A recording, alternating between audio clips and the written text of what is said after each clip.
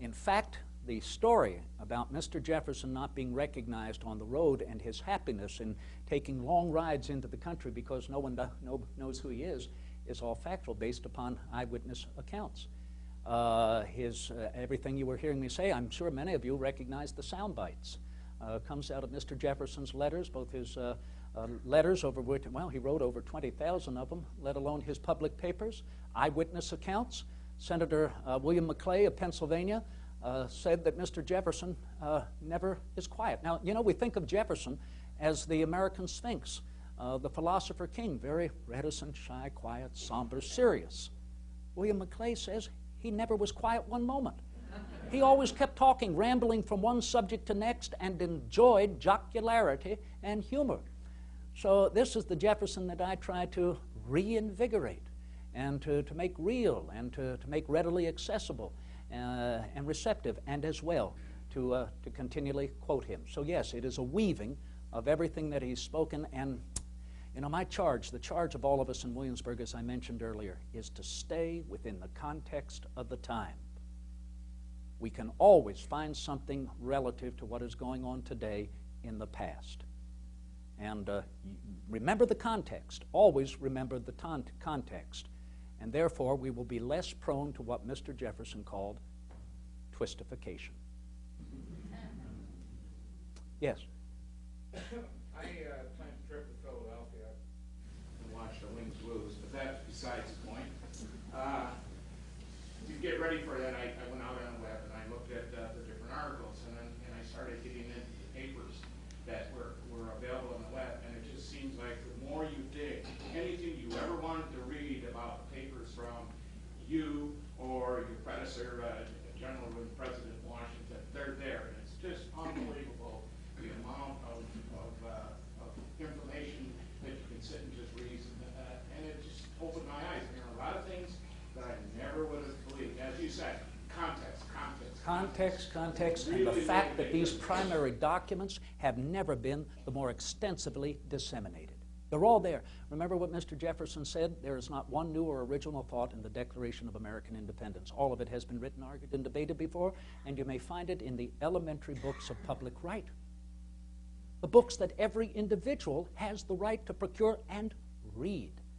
You know what a favorite recollection that I use for Mr. Jefferson is that when John Adams and Jefferson took the Declaration in its resolved form the early evening of July 4th, 1776, out of the State House in Philadelphia, walked down several blocks to Mr. John Dunlap's printing office, and thereby presided over him as Dunlap printed up over 200 broadsides, a broadside like a page out of a newspaper, the first formal printing of the Declaration. The next morning, July 5th, this was hammered up onto wooden doors, wooden posts, but the majority of them handed out to citizens in the streets of Philadelphia, to which Jefferson commented, a great many gazed upon it quizzically, shrugged their shoulders, and tossed it into the gutter.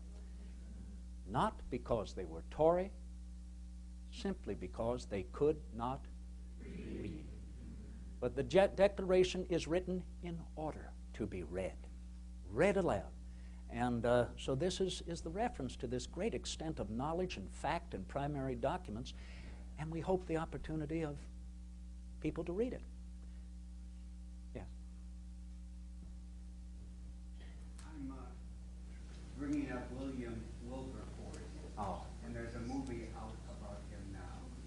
And he was almost single-handedly abolished slavery in the British Empire in 1807. Mm-hmm. Do you have any comments? Yes, absolutely. The gentleman making the remark that About Us Now throughout the country is a wonderful and remarkably well-done film called Amazing Grace.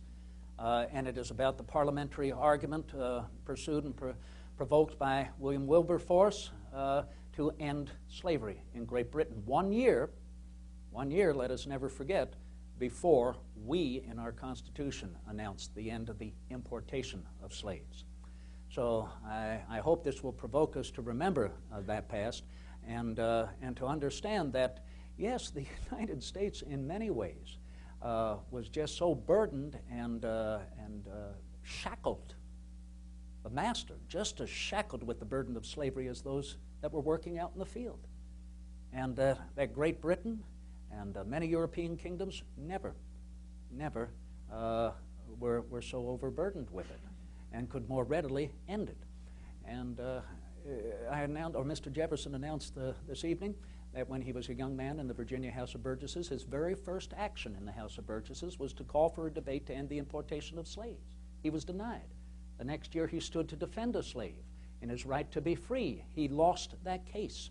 In 1774, he wrote in a summary view of the rights of British America, his own pamphlet published in Williamsburg, that it is the general desire of those colonies in which slavery was first introduced to cease any further importation, and yet our repeated attempts to put forth petitions to Parliament, to put forth prohibitions and duties which might amount to a prohibition, have resulted in the royal negative.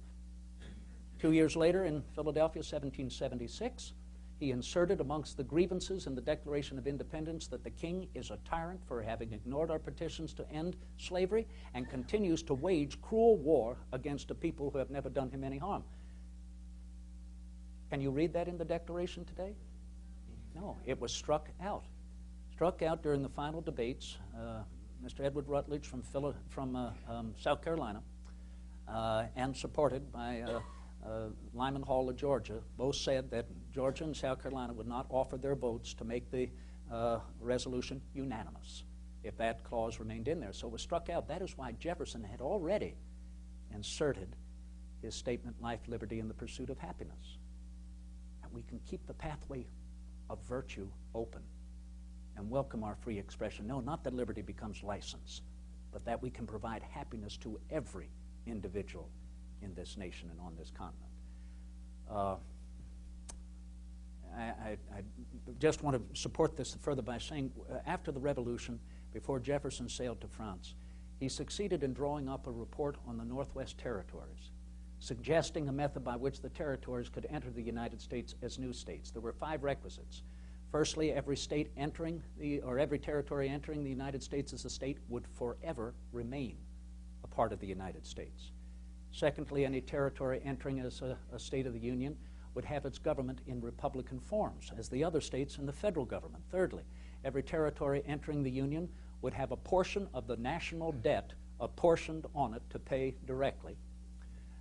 Fourth, no person holding any hereditary title would be admitted a citizen of the United States. And lastly, by the year 1800 of the Christian era, there will no longer be any involuntary servitude in the United States or the territories annexed to it. This was put up to vote in the nation's Congress, then seated in Annapolis, and as you all know, it lost. But do you know it lost by 1 vote? Jefferson said he heard the rest of his life still that the delegate from New Jersey was home ill. And he wrote, the heavens clouded over then, and the destinies of unborn millions were made. Now, happily, an essence of that report of the Northwest Territories became the Northwest Ordinance, and that helped to usher the date into our Constitution, 1808, when we would end the importation of slaves. In other words, 20 years after the Constitutional Convention. So in many, many ways, Jefferson was making that effort to continue and remain constant to see abolition, though he said, I will never live to see it. Last question?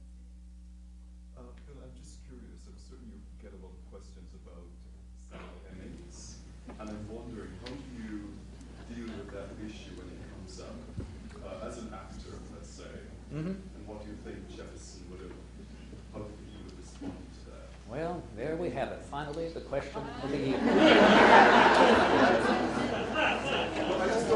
Oh, absolutely. And you know, Jefferson would have received it. He would have welcomed it and recognized it as a right to be put forth and argued and answered. But Mr. Jefferson never did answer. He never made a public comment on it. Thank you.